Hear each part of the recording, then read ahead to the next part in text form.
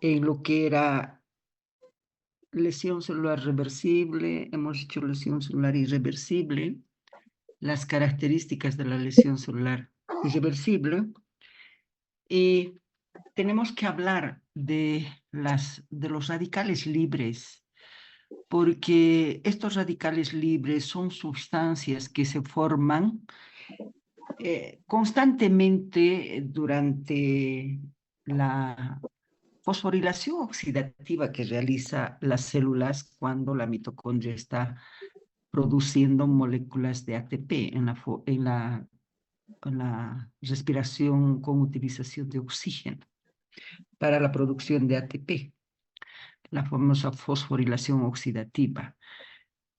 Las células normales que realizan la fosforilación oxidativa utilizan glucosa, utilizan oxígeno, después utilizan enzimas, ¿no es cierto? Las enzimas eh, oxidativas, y todo esto se va a convertir después en lo que se llama producción de moléculas de ATP más agua, más especies reactivas de oxígeno. Entonces, normalmente la célula siempre genera especies reactivas de oxígeno. Estas especies reactivas de oxígeno o cualquier radical son muy tóxicas para la célula porque son sustancias muy inestables, y esas sustancias inestables de los radicales libres hace de que la característica estructural de los radicales libres, de cualquier radical libre, es que tienen un electrón único en su capa más externa de la molécula, el átomo. Entonces, el hecho de que tenga un electrón en su capa más externa hace de que sea tan inestable, hace de que se junten con cualquier sustancia, puede ser una sustancia orgánica, inorgánica, como son proteínas, lípidos, hidratos de carbono, ácidos nucleicos. A cualquier sustancia se pueden unir estos radicales libres, y los radicales libres, pues, al unirse a esta sustancia, la van a degradar. Y ustedes saben muy bien que la célula está constituida por proteínas, hidratos de carbono, lípidos, etcétera, etcétera, ¿no es cierto? Entonces, estos radicales libres, que son sustancias químicas que provienen de muchas otras sustancias, van a hacer de que se degraden estos componentes. Por eso es que se dice que los radicales libres son sustancias muy tóxicas para la célula. Ahora, ¿de dónde se pueden producir? ¿De qué elementos se producen los radicales libres? ¿Y qué radicales libres? ¿De qué radicales libres estamos hablando? Estamos hablando de los radicales libres que se generan del oxígeno, las famosas especies reactivas de oxígeno, el hidrógeno, cuando se está formando moléculas de agua, y algunas sustancias químicas. Por ejemplo, tenemos el tetracloruro de carbono, por ejemplo, que es una sustancia química que cuando penetra al organismo, en el hígado se tiene que convertir en tricloruro de carbono, y ese es el radical libre, que es muy tóxica para las células. ¿Okay? Entonces, estamos hablando de ese tipo de sustancias, de los radicales libres, que son muy tóxicos para la célula por ser moléculas muy inestables. Se pueden unir a proteínas orgánicas, a proteínas inorgánicas, y cuando se unen a esas las degradan. Vamos a empezar a hablar de los famosos EROS, de los radicales libres de oxígeno. Les decía hace rato de que las células que realizan fosforilación oxidativa a nivel de la mitocondria, en condiciones normales generan especies reactivas de oxígeno. Estas especies reactivas de oxígeno, los famosos EROS, son muy tóxicas para la célula porque tienen un sistema que se junta con los lípidos, degrada los fosfolípidos, degrada las proteínas, degrada los ácidos nucleicos, o sea que hay un ataque a las estructuras de las células, como son sustancias que se forman dentro de la célula, entonces se van a unir a proteínas, a lípidos, a ácidos nucleicos y las van a degradar. Entonces nos va a llevar este tipo de sustancias a una degradación de las estructuras de la célula. Y si hay una degradación de las estructuras de la célula, especialmente la degradación de las estructuras de las membranas. Ustedes saben muy bien que las membranas están formadas por fosfolípidos y proteínas. Y las especies reactivas de oxígeno se unen a las proteínas, se unen a los fosfolípidos, vamos a ver después cuáles son los mecanismos, y las degradan. Cuando hay un ataque a las estructuras de las membranas, da directamente lesión celular irreversible. Eso significa que los EROs dan cuando atacan y cuando la célula no puede reemplazar a estos elementos que está degradando, hay pérdida de estos elementos estructurales de las membranas y eso es una característica exclusiva de lesión celular irreversible. Los EROs no pueden darnos la oportunidad de hablar de lesión celular reversible. Los EROs nos van a dar la oportunidad de hablar directamente de lesión celular irreversible, porque una de las características de la lesión celular irreversible es ataque estructural de las membranas. ¿Sí? Entonces, cuando las células están lesionadas especialmente, van acumulando las especies reactivas de oxígeno. Porque ¿cómo nosotros entenderíamos si durante una fosforilación oxidativa normal que realizan las mitocondrias para la generación de moléculas de ATP, más agua, más especies reactivas de oxígeno? Entonces, en un proceso metabólico normal, las células generan especies reactivas de oxígeno. Pero estas especies reactivas de oxígeno en las células normales no permite que se acumulen las especies reactivas de oxígeno. Tienen sistemas, la misma célula normal, para neutralizar a las especies reactivas de oxígeno, para degradarlas y para eliminarlas. Por eso es que en una célula normal no se acumulan las especies reactivas de oxígeno.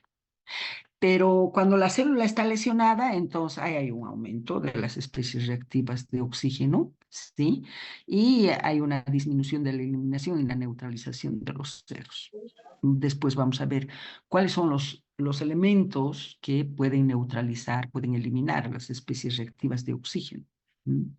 Entonces, en una célula lesionada, como esos elementos que neutralizan, que eliminan, que degradan a las especies reactivas de oxígeno no funcionan y se van a ir acumulando en las células lesionadas. Y nos van a llevar a cuando se acumulan las especies reactivas de oxígeno, entonces estamos hablando de un estrés oxidativo celular. ¿Qué es el estrés oxidativo celular? Entonces, es la acumulación de especies, de especies reactivas de oxígeno en una célula. Ese es el estrés oxidativo celular. Cuando estamos hablando de esto, directamente estamos hablando de lesión celular irreversible, porque estas estructuras atacan, porque estos elementos químicos, las especies reactivas de oxígeno, que son varias, nos van a dar ataque estructural de las membranas celulares. Entonces, esta patología celular, ¿sí? La acumulación de los EROs, se caracteriza porque da una lesión celular irreversible y posterior muerte celular. Ya les decía, cuando hablamos de ataque estructural de las membranas, eso es directamente lesión celular irreversible. Y esa lesión celular irreversible tiene que terminar esa célula muriendo y muere por necrosis, por la desintegración estructural de las enzimas o de las membranas celulares, de todas las membranas celulares. Es una de las características de la muerte celular por necrosis. Pero también es una patogenia para empezar a hablar de el cáncer. Les decía de que estas especies reactivas de oxígeno atacan las estructuras del ADN. ¿Mm? Entonces, cuando hay un ataque al ADN, y sabemos muy bien que los ADNs lesionados, mutados, son las causantes para que las células escapen al control de división celular, de crecimiento celular, y eso es una de las características de las células cancerosas. ¿Mm? Luego también decimos de que este tipo de ataque estructural por los eros en las células es una patogenia, es el mecanismo que nosotros podemos utilizar para poder eh, explicar por qué las células envejecen. ¿No? En las células envejecidas se aumentan las especies reactivas de oxígeno. ¿No? Entonces, si bien el envejecimiento celular no es lesión celular, pero empiezan a aumentar los niveles de las especies reactivas en estas células envejecidas. Y las enfermedades degenerativas también están en relación con la acumulación de los radicales libres, de las especies reactivas de oxígeno y de otros radicales libres.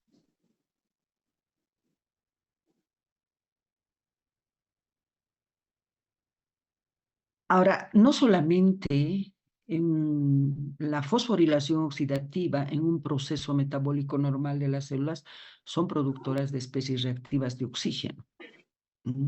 Imagínense si un proceso de fosforilación oxidativa normal se producen radicales libres de oxígeno y esos, pero la célula normal las van a degradar, las van a neutralizar y les van a eliminar. Por eso es que en una célula normal nunca se acumulan las especies reactivas de oxígeno. Existen algunas células, como los leucocitos activados, hablamos de los neutrófilos, de los macrófagos que participan en una reacción inflamatoria, producen grandes cantidades de especies reactivas de oxígeno. Entonces, una reacción inflamatoria donde participan estas células, también se producen grandes cantidades de especies reactivas de oxígeno que atacan la estructura de las células. Y eso es lesión celular irreversible que tiene que morir, que tiene que llegar a morir la célula por necrosis. También hay algunas sustancias químicas, las de perfusión de oxígeno, por ejemplo, si nosotros tenemos una célula que está en un medio hipóxico, entonces va a fallar la fosforilación oxidativa y donde va a haber mayor cantidad de acumulación de especies reactivas de oxígeno. Si a esa célula que estaba en un medio hipóxico ponemos en un medio oxigenado, es peor. La solución es peor para la célula porque su fosforilación oxidativa está fallando y si le pones en un ambiente con más oxígeno, esos oxígenos no se degradan completamente y se van a ir acumulando más especies reactivas de oxígeno. Por eso es que la reperfusión de oxígeno también es arma de doble filo y en vez de ser una solución para una célula lesionada, es un problema mayúsculo que nos va a llevar a una muerte celular por necrosis. Ahora bien, estamos hablando de las especies reactivas de oxígeno, pero no solamente eso son los radicales libres, hay otro tipo de radicales libres. Entonces veremos cómo se forman los otros radicales libres. Por ejemplo, tenemos en la célula una reacción de oxidorreducción, la formación de radicales libres. Bueno, reacción de oxidorreducción. Durante este proceso, metabólicos normales, que es la respiración oxidativa normal, el oxígeno es reducido por transferencia de 4 electrones al hidrógeno para generar moléculas de ATP, agua y radicales de oxígeno.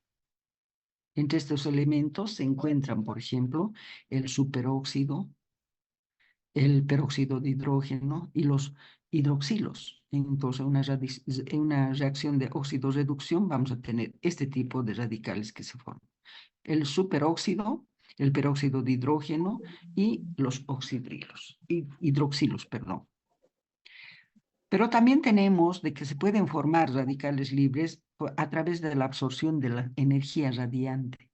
Por ejemplo, la absorción de la luz ultravioleta, los rayos X, dan origen a radicales libres. El hidroxilo, por ejemplo. y el hidrógeno. Entonces, estos son radicales libres que se forman a partir de la absorción de la energía radiante, como la luz ultravioleta. Ustedes alguna vez han debido escuchar de que la luz ultravioleta es tóxica especialmente para la piel, ¿no es cierto? Es por donde se absorbe. Por eso es que muchas personas utilizan bloqueadores solares. Ahora, los leucocitos activados durante la reacción inflamatoria son los que producen los famosos EROS, especies reactivas de oxígeno. ¿Por qué? Porque estos leucocitos tienen un complejo multiproteico que es la nicotinamina adenina dinucleótido de fosfato, que se encuentran en las membranas plasmáticas. Es una coenzima oxidasa para la reacción, para la reacción de redox, que son las formadoras de radicales libres. También forman otro tipo de oxidasas, como la santina oxidasa, que es una enzima para la producción de oxidrilo. Entonces, miren, los leucocitos, con la participación de estas sustancias como la NAP, nicotinamina, adenina dinucleótido fosfato, es una sustancia que permite que por una reacción de redox se formen los famosos EROS. ¿Sí? También tenemos la santina oxidasa, que es una enzima para la producción exclusivamente de oxidrilo, que es un radical libre. Luego también tenemos otra fuente de radicales libres, las sustancias químicas exógenas. Algunos fármacos como el tetracloruro de carbono. Cuando el tetracloruro de carbono llega a los hepatocitos, porque estos tienen que ser degradados en los hepatocitos, cuando llegan a los hepatocitos como tetracloruro de carbono son inactivos. En el hígado, en los hepatocitos, se tienen que convertir a tricloruro de carbono. Este recién es el radical libre activo. El tetracloruro de carbono como tetracloruro es inactivo. En el hígado se convierte a tricloruro de carbono y ese recién es el radical libre que va a realizar todas las acciones de degradación de las sustancias o de los elementos estructurales de la célula. También se pueden formar los radicales libres a partir de metales de transición como el hierro, el cobre. Estos metales, hierro, cobre, donan o aceptan electrones. Entonces, durante una reacción normal intracelular, forman radicales libres. Vamos a ver este tipo de metales que pueden donar y aceptar electrones en la reacción de Fenton, que tengo una lámina donde se explica cómo se realiza la reacción de Fenton con la participación del hierro. Entonces, esos son las formas y las sustancias, cómo se forman los radicales libres y cuáles son los radicales libres, a partir de qué sustancias se pueden formar los radicales libres. Y todos los radicales libres siempre van a ser sustancias inestables porque tienen un electrón, un solo electrón en su última órbita, ¿no es cierto? Eso hace de que sea muy inactivo, muy activo y lesivo para la célula, porque se pueden unir a sustancias orgánicas, a sustancias inorgánicas y degradarlas. Ahora bien, hemos dicho que las células en un proceso metabólico normal pueden generar estos radicales libres. Pero si estamos hablando de una célula normal, esa célula normal nunca acumula los radicales libres. Pueden eliminarlos, pueden inactivarlos, pueden degradarlos y de esa manera se van a liberar de la acumulación de los radicales libres. Entonces, acá les he presentado cómo se eliminan los radicales libres. Uno, por descomposición espontánea. Por ejemplo, el superóxido se descompone espontáneamente por dismutación en oxígeno y agua. El superóxido. Pero para esa descomposición tiene que haber la dismutación. Y eso permite que los radicales libres se conviertan en oxígeno y en agua y de esa manera son eliminados. Entonces, por una descomposición espontánea, el superóxido se descompone por dismutación en oxígeno y agua. Otro mecanismo, hay mecanismos no enzimáticos, como las sustancias antioxidantes, por ejemplo.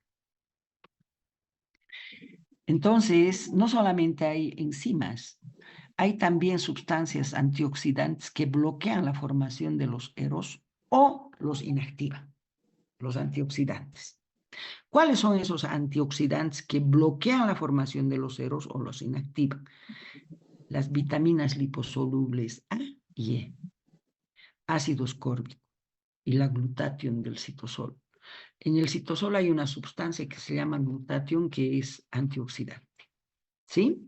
Entonces, de esa manera también tenemos mecanismos no enzimáticos, porque es un mecanismo, hay mecanismos enzimáticos que vamos a ver, pero hay también mecanismos no enzimáticos que bloquean la formación de los eros.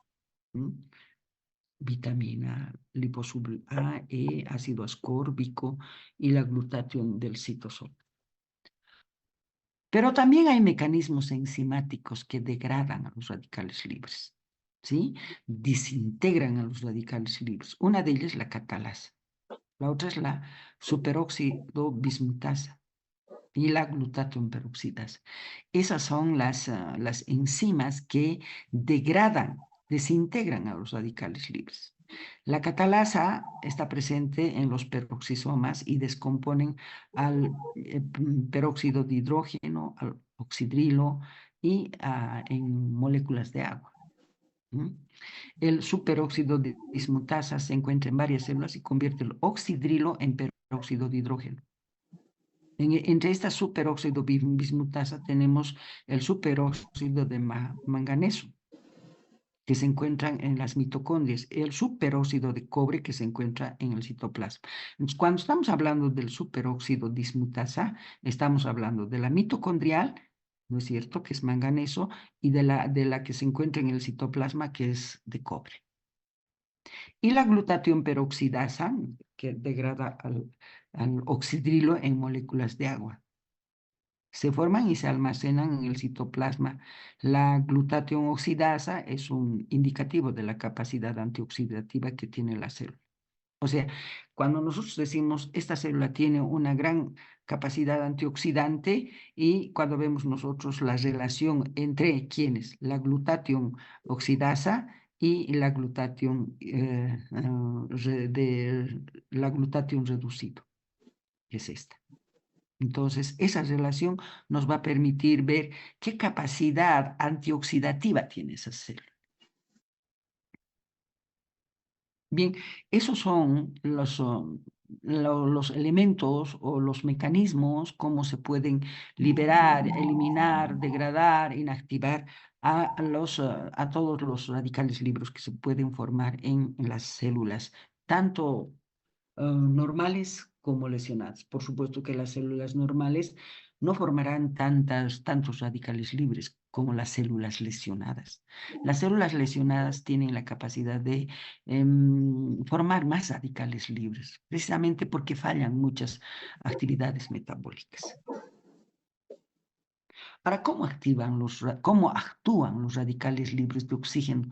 Hemos dicho que son sustancias muy tóxicas, que se pueden unir a las proteínas, se pueden unir a los lípidos, se pueden unir a las endonucleasas y las van a degradar. ¿Cómo las degradan? Entonces, tenemos que entender el mecanismo de los radicales libres, especialmente de oxígeno.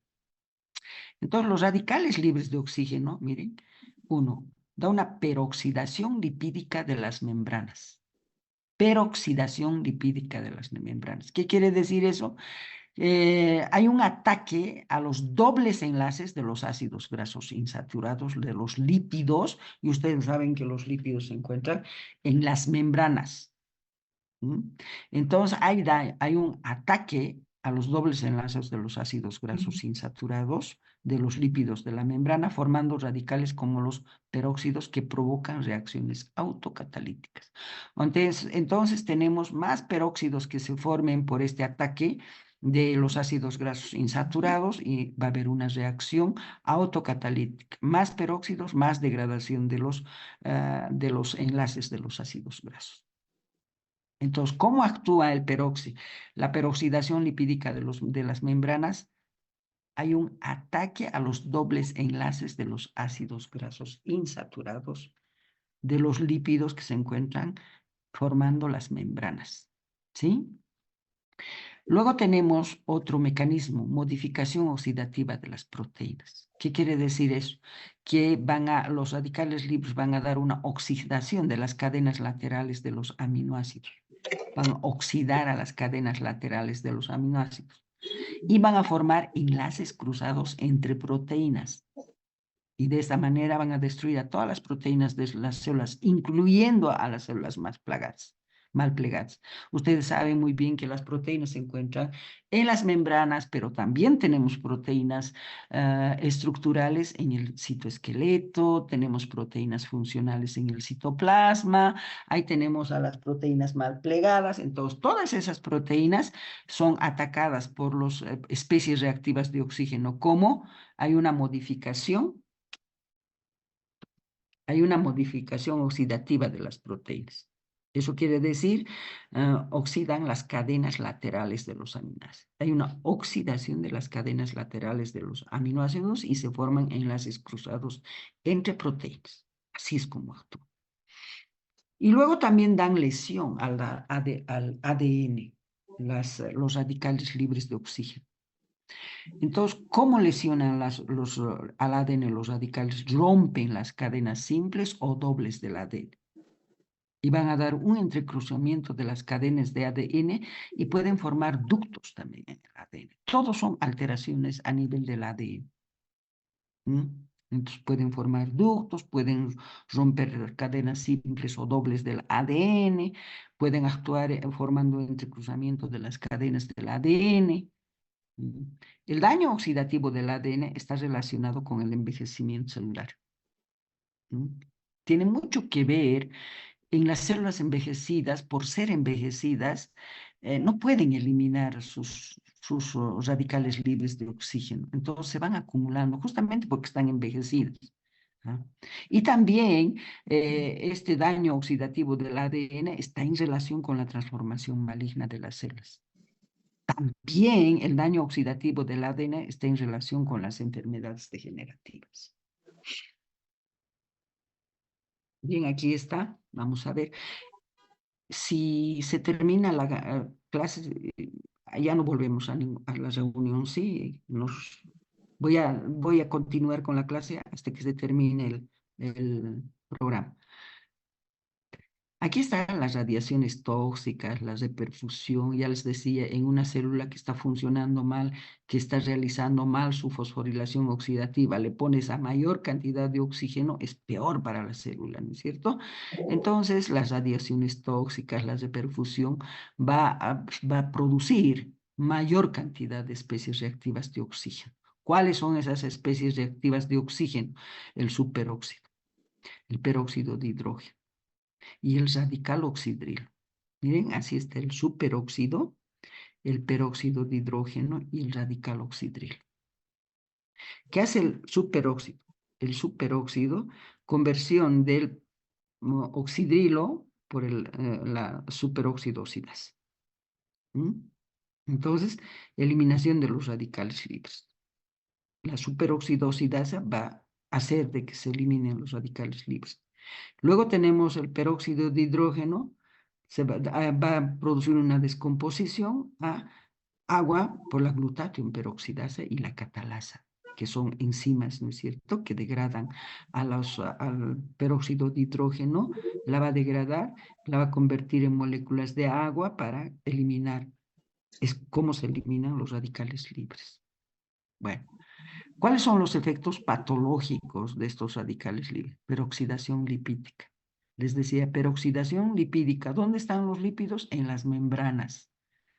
daño de la membrana. Y cuando hay un daño estructural de las membranas, de la membrana celular, de las membranas de los organitos intracitoplasmáticos, eso es lesión celular irreversible. Puede también haber una modificación de las proteínas, ¿ah? La oxidación de las cadenas laterales de las proteínas. Y puede degradar de esa manera a las proteínas mal plegadas o cualquier otro tipo de proteína. Ataca a las proteínas, a sus dobles enlaces, etcétera, etcétera, y entonces eso nos va a dar degradación también. Más que todo, la degradación de las proteínas es por óxidos, por oxidación de las proteínas. El ataque a las proteínas de las estructuras de las células. Y el daño del ADN, ¿qué nos va a dar? Nos va a llevar a la mutación del ADN. Y la mutación del ADN está en relación directa con las células que se convierten en tumores malignos. Esta es la formación de los radicales libres, mecanismo de generación de radicales libres por reducción escalonada de 4 electrones de oxígeno. Ahí está la superóxido bismutasa y la glutatión peroxidasa, que son las enzimas que van a favorecer a la formación de los radicales libres. Miren, la superóxido dismutasa y la glutatión peroxidasa. Aquí está la superóxido bismutasa y la glutatión peroxidasa, una la catalasa. Entonces partimos autooxidación, el oxígeno, ¿no es cierto?, por las enzimas xantinoxidasa, por la citocromo PEP 450, se va a convertir en superóxido. Nos va a dar el superóxido, que es un radical oxidrilo, un radical del oxígeno. Y por lo que se llama la superóxido dismutasa, el superóxido se va a convertir en peróxido de hidrógeno. Y el peróxido de hidrógeno, gracias a la catalasa y a la glutatión peroxidasa, se va a convertir en radical oxidrilo. Y este radical oxidrilo por radiólisis se convierte en agua. Y el agua otra vez puede formar el radical oxidrilo. Y esta es la reacción de Fenton. La reacción de Fenton, que con la participación del hierro y el oxígeno también nos dan la producción de radicales, la formación de radicales libres. Bien, entonces hasta aquí hemos entrado y es a lo que es la lesión celular irreversible. Repito, cuando estamos hablando de lesión celular irreversible, generalmente es cuando las células empiezan a degradar sus componentes estructurales. Más que todo, hay un ataque, cuando estamos hablando de lesión celular irreversible que va a llegar hasta la muerte, tenemos que ver el ataque de las estructuras de las membranas, porque hay varios tipos de muerte celular. ¿Y qué es la muerte celular? Por ejemplo, si la célula ha entrado a una lesión celular irreversible, esa célula todavía tiene algo de función. ¿Se acuerdan? El primer cuadro que hemos presentado, en la lesión celular irreversible hay escasa funcionalidad de la célula, más son alteraciones morfológicas, más alteraciones bioquímico-moleculares. Y hemos visto, hay hay degradación de las proteínas, hay degradación de los lípidos, ¿no es cierto? Hasta ahí es lesión celular irreversible. Si nosotros quitamos el agente causal, esta célula no va a volver otra vez a su homeostasis, a ser célula normal. Esa célula va a terminar muriendo. Y hay varias formas de muerte celular. Y cuando la célula está muriendo, quiere decir que es una célula que ya no tiene función, célula muerta. ¿Qué es la muerte? Es cese de funciones. Entonces, cuando hablamos de célula muerta, es que estamos hablando de una célula que no tiene función, pero que tiene una expresión morfológica. Por eso es que empezamos a hablar de expresión morfológica de muerte celular. Dentro de esas expresiones de muerte celular está la necrosis, la piroptosis, la apoptosis. Entonces, estas células te dicen, yo he muerto de esta manera. Es como se presenta morfológicamente frente a nuestros ojos. macroscópicamente y microscópicamente. Son expresiones morfológicas de muerte celular, la necrosis, la apoptosis. Después está la apoptosis. Son expresiones morfológicas de muerte celular. Son células que no funcionan, pero que tienen una forma. Bien. Para hablar de las expresiones morfológicas de la muerte celular, vamos a empezar por la necrosis. ¿Qué es la necrosis? La necrosis es una forma de muerte celular que se presentan en órganos vivos y afectan a grupos celulares.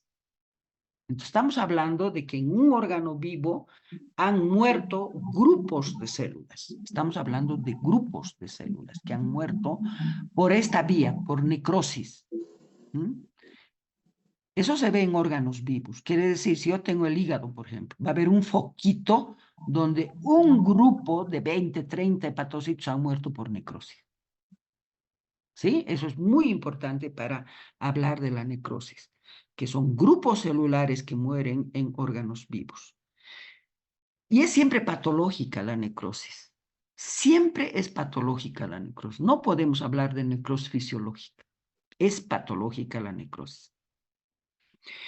Acá dice, las células después de dejar de funcionar sufren una serie de cambios morfológicos, ¿ves? Deja de funcionar